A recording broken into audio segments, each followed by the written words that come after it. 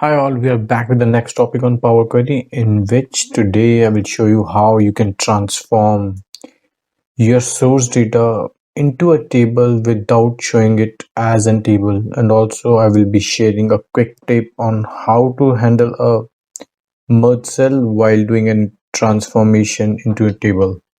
So let's move to the Excel file. So this is how my table looks. In this example, I have taken like a company had 2 employees, their monthly forecasted sale and their actual sales.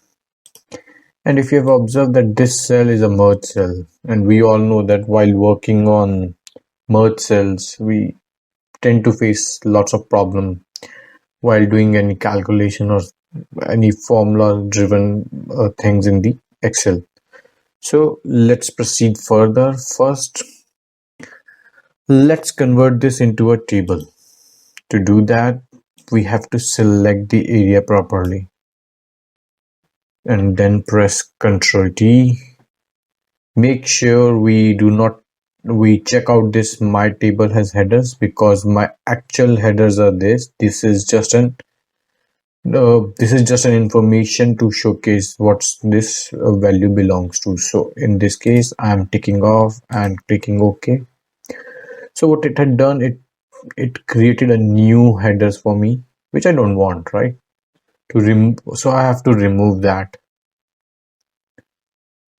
So to do that, go to table designs and table style option goes to header row, remove this and then go to table style and clear the content.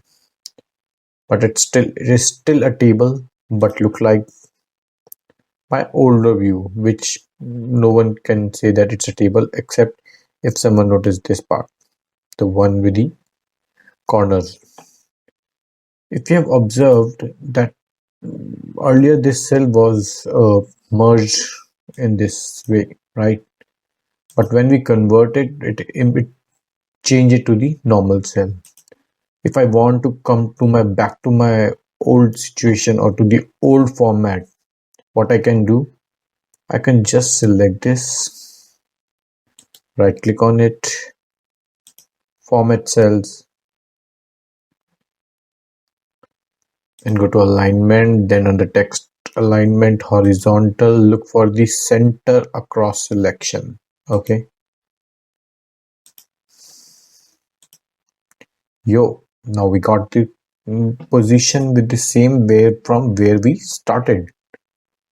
So this is now a table which we can use in our Power Query. So now we'll import this data into Power Query. To do that, go to data from table range.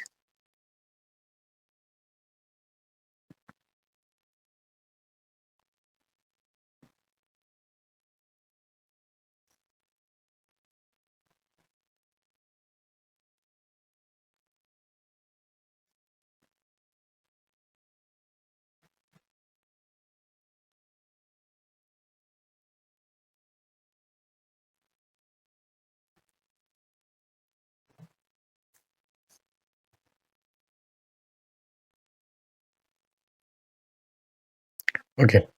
So so my data is imported and it come with some applied step, which I don't want as of, so I will be removing it.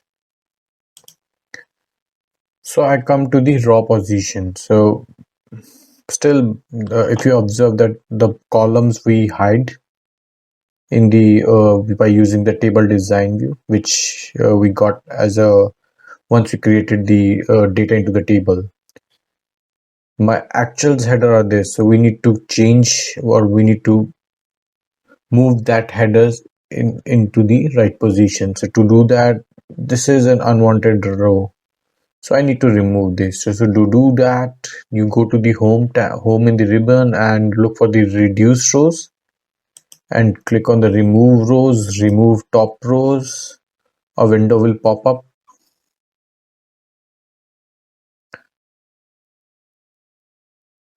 Now we have to mention how many rows we need to remove. So in our case, we just want one row. Click OK. Now I need to promote this to actual header as if it is coming as in data. So to do that, look for here a table view icon here. Click on the drop down and look for the use first row as header. Now it's done, but my name is showing null because in my actual data the name is not populated against Feb and March for both the cases. It's a very easy task here to do that. Just go there or select the whole name column, right click. Once window open, look for the fill and fill down. It's done. Okay. Now my data is done and ready to be imported on the Excel. So I go to the close and load. As if I want it on the existing, so I'll click here. Okay.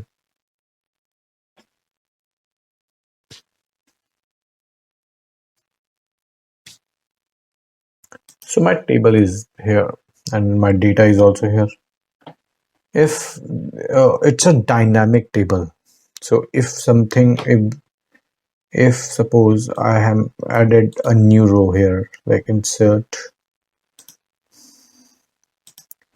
if I added the April for this user and let's take 400 as forecasted and 500 is the actual sale. To get the number, you need to go to the data and refresh all. See how quick it is. Hope you understand and link the usage of these steps, why we have done it. And if you still have any further queries or you want to share any feedback, please enter the same in the comment section. And also please do subscribe our channels and like our video so that you can get a notification for new and interesting videos. Thank you so much and have a good day.